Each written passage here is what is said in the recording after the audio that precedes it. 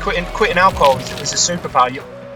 You're always going to be financially better off, physically better off, mentally better off. Like once you get rid of alcohol out of your life, amazing things happen. I'm 35. I'm from Portsmouth in the UK, but I've actually moved around a fair bit in my life. Dad was in the Navy. There's a big naval base here. My mum is from Glasgow, so she's from Scotland. So I'm half British, half Scottish, half English, half Scottish. Without even saying goodbye to my friends or anything like that. I know I was only 2, but then just moved straight up to Scotland. And we lived in the middle of nowhere in Scotland. When I say nowhere, I mean like literally like just hills, population like 500 people. So we were there. It was beautiful and it was absolutely idyllic. So my first memories of being in this like tiny little village on the west coast of Scotland. And that's how it was for about 6 years. And then suddenly my dad one day was like, right, I'm bored of Scotland. We're going back to Portsmouth. I've done my qualifications now, so we're gone. I didn't realise, but at the time, these were like pivotal moments in my life, because what was happening was at the age of 8, when we moved again, there was like, it makes kids very stressed out. Again, the first thing I wanted to do was make friends quickly. So I'm 8 years old now. So to make friends quickly, the first person that I could become was just like this little rebel. I'm just going to put this little mask on. This isn't necessarily me, but because I want friends and I want to make them quick, I'm going to tell little lies and I'm going to be this rebellious character, you know. And I wanted to impress the older lads, you know, and be like, I'll drink and I'll smoke weed, and anything that you put my way, I'll just do. The first time I got drunk, I was about 13.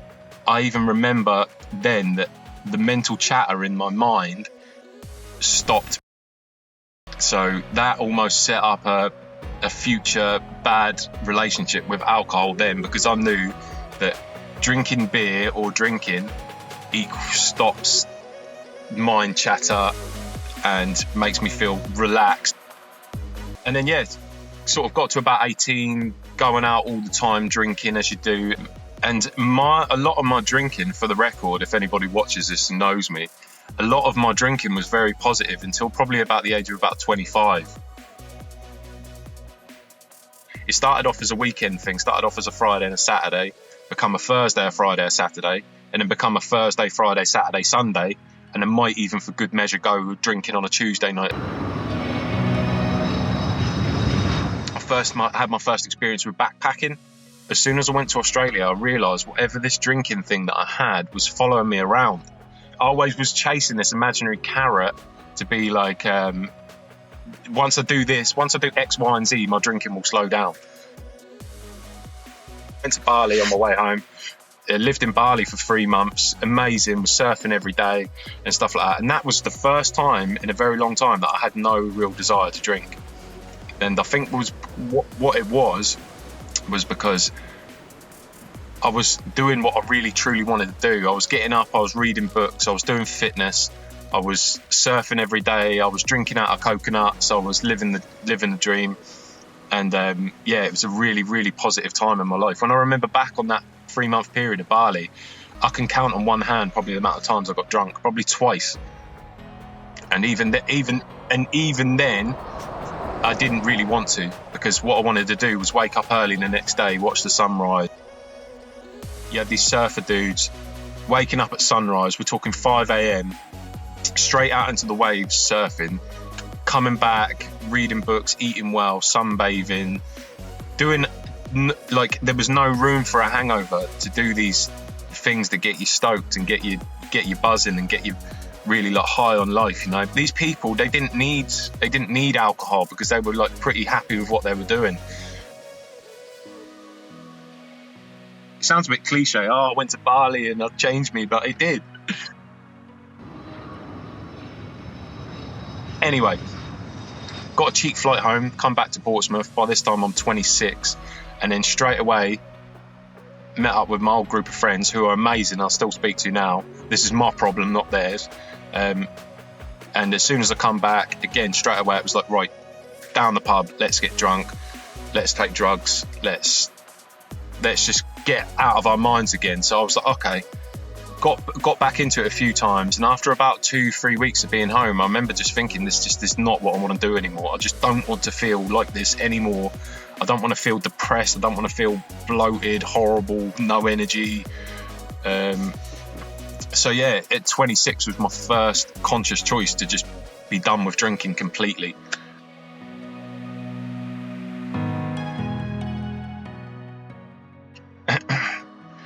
It was like plastering over like a really cracked up wall and just throwing some plaster on it and just thinking, oh, that'll do.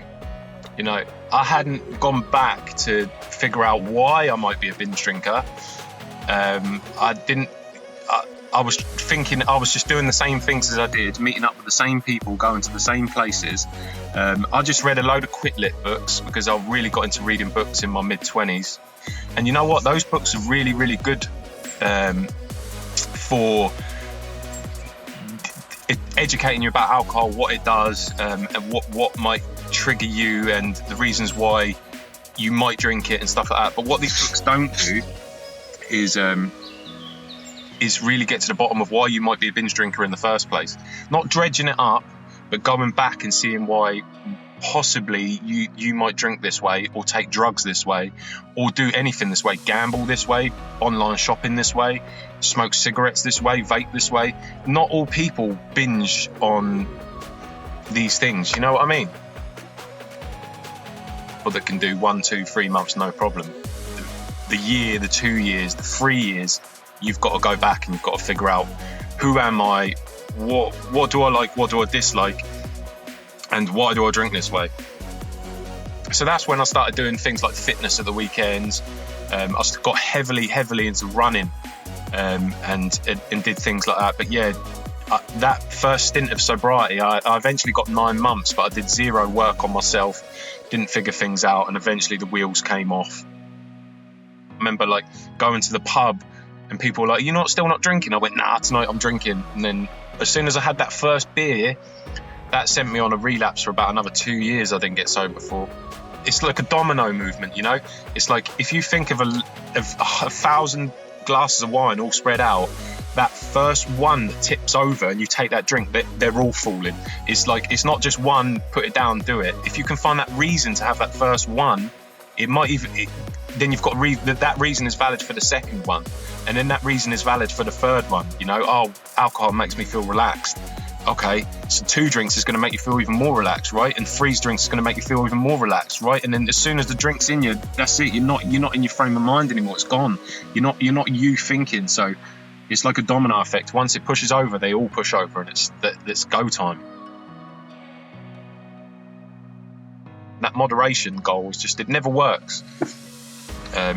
If you've had a problem with drinking and you're not enjoying it anymore, I'm a firm believer that you can't bring that fun back. You can try, and you can cause yourself a lot of pain in the process of trying to have fun with drinking again. But once it's gone, it's over. It's time to either get sober or just carry on down a dark path.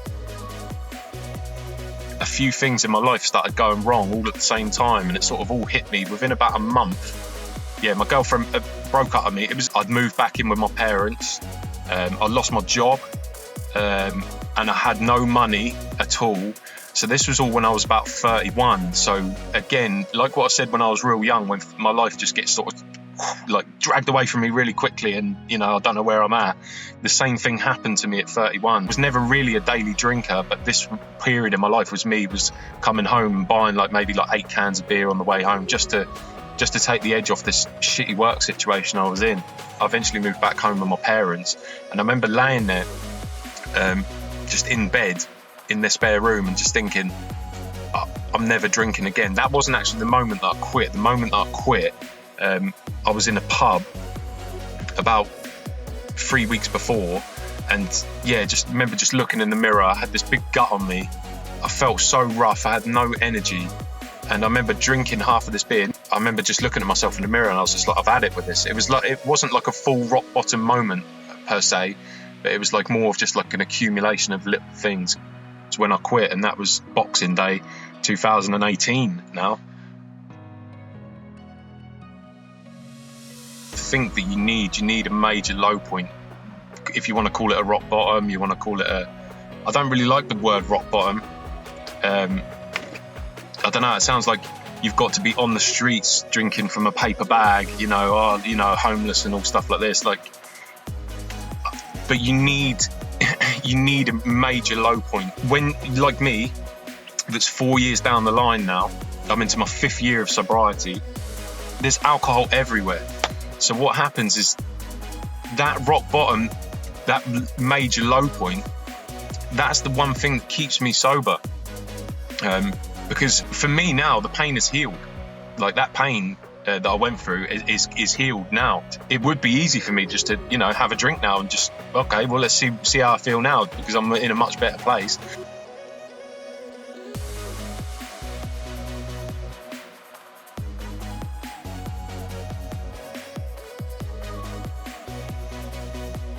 Imagine if you drank a couple of glasses of wine and then went and tried to swim, 400 meters butterfly, something like that. It's just not going to happen. If anything, alcohol is only going to hinder that experience. It's the same with, say, CrossFit. The last thing you want to do, alcohol has no place in a CrossFit gym. And it's the same with going out. And when I was really into cycling and doing big miles, I was going out and doing 50 to 80 miles on a Sunday morning. For me, alcohol would have ruined that experience.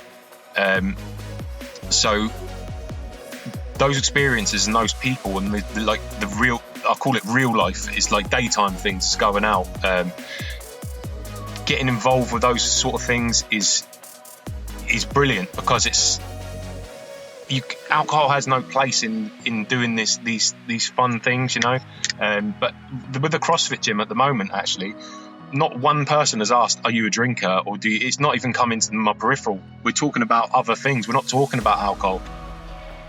Used to be a big drinker, right, that's over there now. Right now I'm into CrossFit, and now I'm a dad, and now I'm a family man, and now I like to do things like this, and then when I think of alcohol, I think, well, that's not going to benefit any of the things that I'm doing in my life now. I know some people that are really set in their routine, and some people are up at 5 a.m. every morning, they're reading, they're out the door, they're watching the sunrise and stuff like that. Again, I'm at a stage now into my 5th year of sobriety that I don't need to be that extreme with it anymore. As I said, sometimes drinking for me is quite a fleeting thought now, whereas I remember back in the early days, I had to get up. I remember springing out of bed, my eyes were open, and I was like, right, what am I going to do today? Right, we're going to go running, we're going to read, we're going to, and I've been in that place before, and I don't need to do that so much anymore.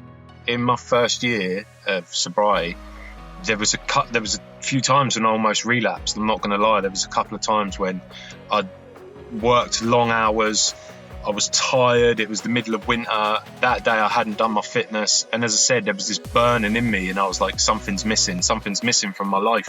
I don't know what it is. It's because when you take alcohol completely out of your life like that quickly, you need to replace it with something. You need to replace it with something fast, because you're going to have time, you're going to have money, you're going to have a clear mind, and the main one is time. Suddenly a week will feel like a year, and you're going to think, you've got to fill this time, otherwise you're going to be there, you're going to be thinking. And the moment you get say lonely, or you get or bored, and stuff like this, your mind is going to revert back. Oh, well, just have a few drinks. That little voice in your head's going to say, well, if you just have a couple of drinks, you're lonely, meet up with the girls tonight, have a few drinks, that lonely feeling's going to go straight away. And you get this overwhelming feeling of triggering to drink, and sometimes all that hard work that you've done will just be gone. It will just be gone completely, and you'll be like, fuck it, give me a drink. And I heard this in a podcast before as a case of the fuck it's. They can come on real strong, and you can forget everything that you've learned in that moment. So that first year, I would say 2 years, you've got to be super vigilant, right? So when you start feeling that overwhelming feeling of, like that urge, you have the urge, okay? So first thing, when you feel the urge, this can happen for anything. So this can happen for smoking or drinking, so for alcohol, okay? So say if I walk in a bar and suddenly everyone's there, and I'll just get that overwhelming feeling, oh God, hang on. Say to yourself, I'm having the urge to drink alcohol. Then sit with it.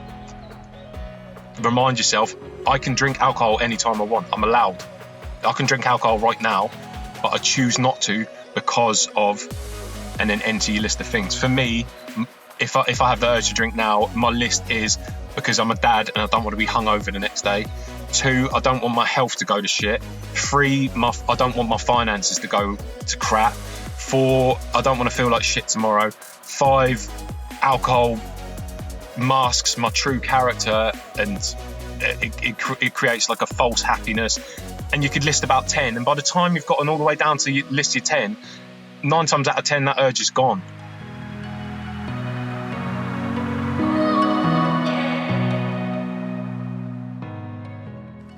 Quitting alcohol is a superpower. You're always going to be financially better off, physically better off, mentally better off. Like once you get rid of alcohol out of your life, amazing things happen.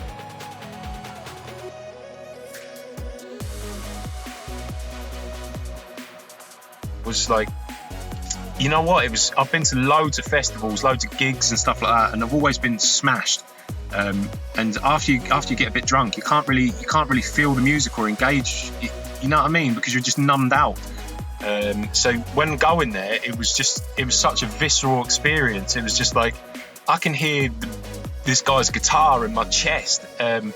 Being in a big group of people as well. Like I didn't think I used to like crowds, but I think what it was is that because I hadn't ever been in a big thick crowd sober and learned how to be in a crowd, if that makes sense. All right, I got a bit anxious for maybe about the first 5 to 10 minutes. Then I loved it. I loved this sort of like this meeting of people, a lot of people and people everywhere, and noises and smells and sounds, and rock music, and I was getting this from all different directions. And one of the first times doing it sober, I was like, this is awesome. This is how a festival should be experienced, not just like what I would have done before. It's just went straight to the bar, right, give me 2 shots of vodka and 2 beers. I'd have done that straight away. I would have been that little bit numb. I wouldn't have been with it, and then that would have carried on, and then I wouldn't really have truly experienced that experience. It sounds a bit spiritual, but I wasn't there because I was numbed out. So if you'd have asked me if I'd have liked that experience when I was drunk, I would have been like, yeah, but deep down I've been like, I don't know, because I wasn't there. One song that you've got to listen to. Get a good pair of headphones and listen to Led Zeppelin, Stairway to Heaven. It's 8 minutes long. It's on YouTube. And because I've been drunk for so long, as I said, since I was 13, pretty much off and on, I get music. I understand music now. You listen to Led Zeppelin, Stairway to Heaven, sober, on a good set of headphones, and you're going to know what music is all about. That song, I remember listening to that and almost having a tear in my eye. It sounds cheesy, but I was just like, this is amazing, Why have I never really listened to this song and listened to the beats and the drums and the guitar and the lyrics and stuff like that? Like, so listening to music sober is underrated, man. I'm telling you, it really is. You listen to music sober and you go back and you listen to some of those 60s classics. Wow. Honest, that's all I'm going to say is just wow.